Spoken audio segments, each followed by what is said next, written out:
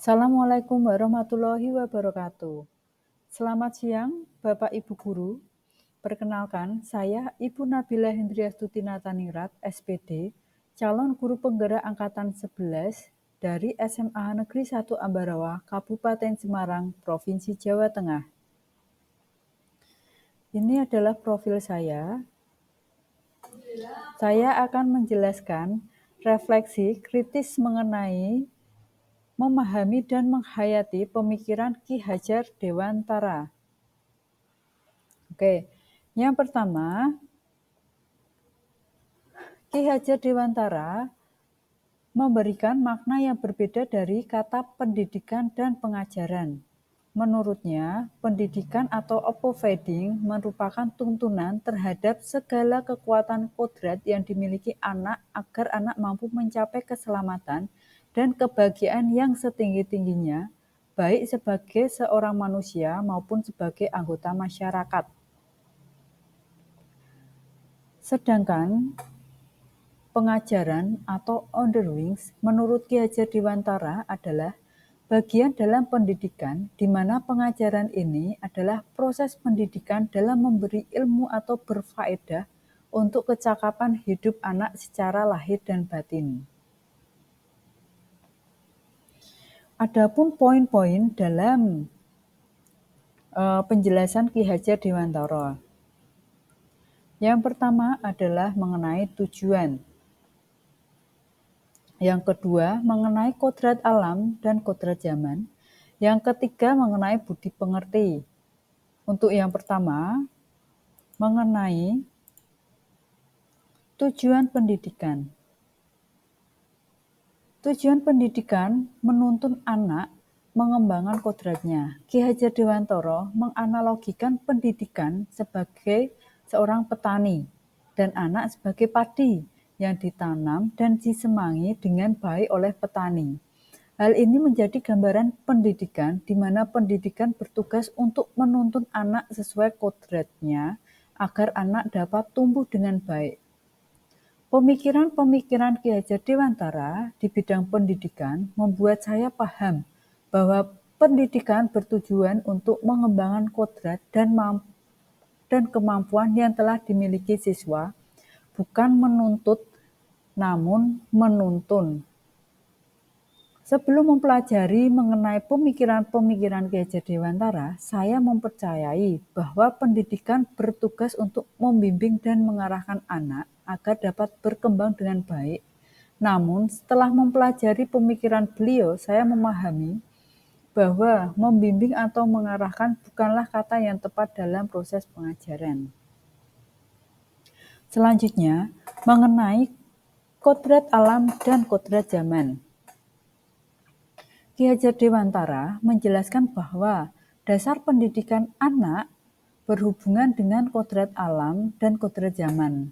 Kodrat alam merupakan kondisi yang telah anak bawa sejak ia lahir, yakni berupa kultur, budaya, dan lingkungan tempat anak tersebut tumbuh. Sedangkan kodrat zaman ialah perubahan yang terjadi dari waktu ke waktu, contohnya seperti saat ini pembelajaran berfokus pada keterampilan abad 21, di mana abad ini merupakan tempat anak-anak hidup dan berkembang. Selanjutnya ada budi pengerti. Ki Hajar Dewantara berpendapat bahwa pendidikan tidak hanya berfokus pada aspek kognitif saja, namun juga budi pengerti anak. Budi pekerti dapat diartikan sebagai perpaduan antara cipta atau kognitif, karsa atau afektif, sehingga menciptakan karya atau psikomotor. Menurut beliau, tempat yang paling tepat untuk dapat menyemangani benih-benih budi pekerti anak berada pada di lingkungan keluarga, karena dapat menjadi ruang bagi anak untuk mendapat teladan tuntunan pengajaran bagi orang tua. Oleh sebab itu, selain pendidik di sekolah, peran orang tua juga sangat penting untuk menuntun dan memberi teladan untuk pertumbuhan karakter baik anak. Budi pekerti dapat melatih agar anak memiliki kesadaran diri yang utuh untuk memerdekakan dirinya dan memerdekakan orang lain. Selanjutnya, ada implementasi diri sebagai pembelajar atau guru dan pembelajar atau murid jika dikaitkan dengan pemikiran Ki Hajar Dewantara yang saya tanggap, yaitu pertama, menciptakan pembelajaran yang inovatif dan kreatif agar murid merasa nyaman selama proses pembelajaran, di mana disangkut pautkan dalam pembelajaran real di sekolah kami, yang dimana banyaknya sarana dan prasarana yang mumpuni sehingga anak bisa kreatif untuk mengembangkan potensi-potensi di bidang yang ia senangi. Yang kedua, biarkan anak tumbuh dalam pembelajaran sesuai kodratnya.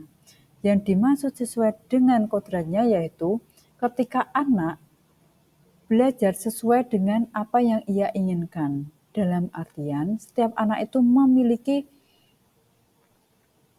karakter berbeda-beda.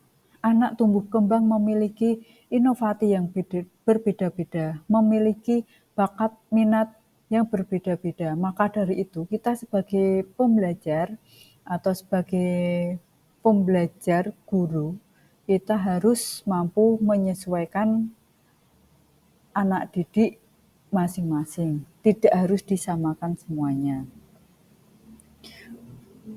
Yang terakhir, dalam teladan Ki Hajar Dewantara, ia menuturkan, ing ngasor sung tulodo, ing madya mangun karso, tutwuri handayani. Di mana pendapat ini sampai sekarang masih kita gunakan. Yang artinya di depan ia memberi teladan atau contoh yang baik bagi para murid, di tengah menjadi pendorong atau pemberi semangat, dan di belakang menyemangati kemajuan para murid. Ki Hajar Dewantara juga menekankan agar para guru mendorong murid-muridnya agar mengerti jalur yang benar dengan cara mengilhami dan memotivasi mereka dengan pemikiran yang tepat. Ya, sekian pendapat dari saya. Terima kasih atas perhatiannya. Assalamualaikum warahmatullahi wabarakatuh.